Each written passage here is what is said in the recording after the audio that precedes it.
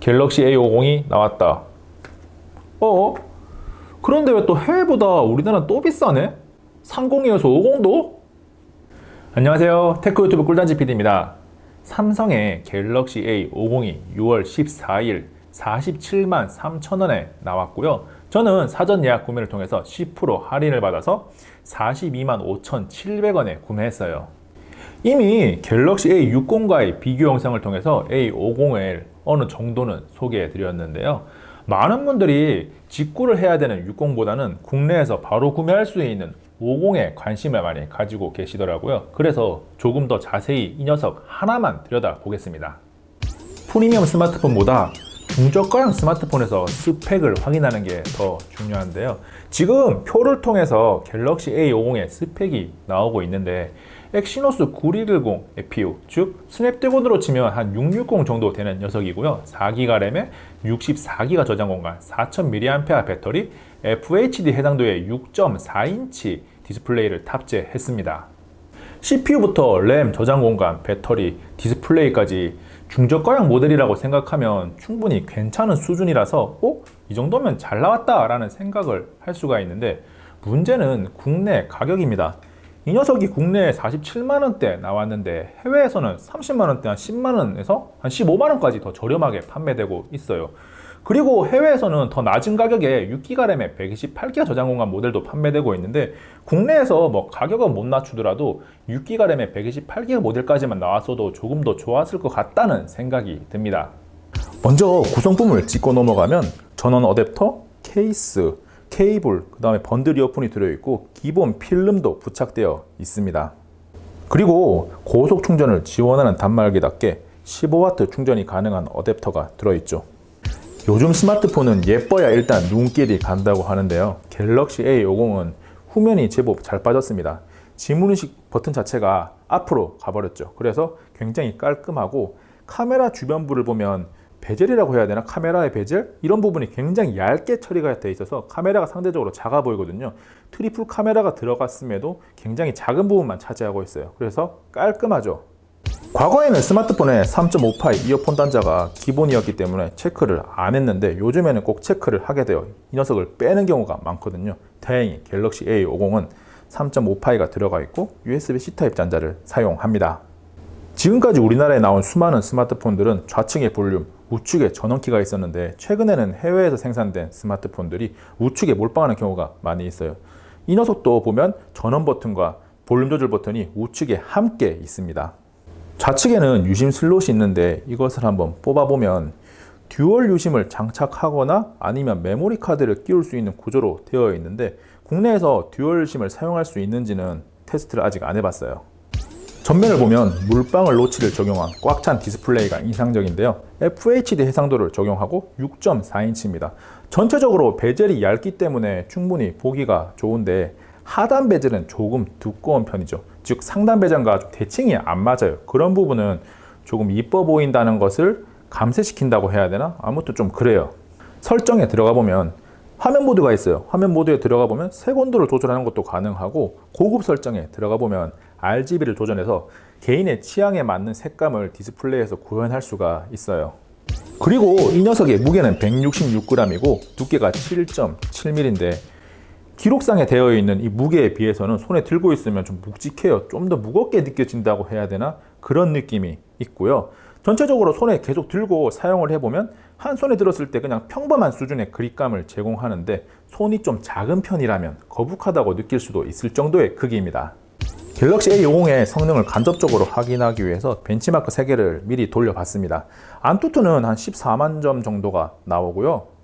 긱벤치 4는 싱글코어가 1687점, 멀티코어가 5439점이 나왔는데, 뭐 그렇게 뛰어난 수준도 아니고 그렇게 못 쓸 정도도 아니에요. 그냥 딱 중저가형의 적당한 수준이죠. 그래픽 성능을 확인하기 좋은 3D마크 결과를 보면 오픈GL이 1290점, 볼칸이 1392점이 나왔는데, 다른 단말기들과 결과를 비교해보면 하위 41% 수준으로 중저가형에서는 그나마 좀 준수하다라고 할 수 있는 정도예요.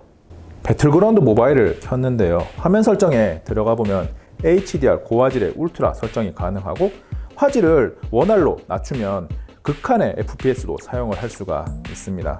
HDR 고화질, FPS를 울트라로 해서 배틀그라운드 모바일 게임을 해보면 버퍼링도 없고 딜레이도 없어요. 반응 속도도 괜찮고 이 정도 스마트폰에서 이 정도 게임을 할 수 있다라고 생각을 하면 충분히 중저가형에서는 메리트가 있다라는 생각이 드는 정도고요.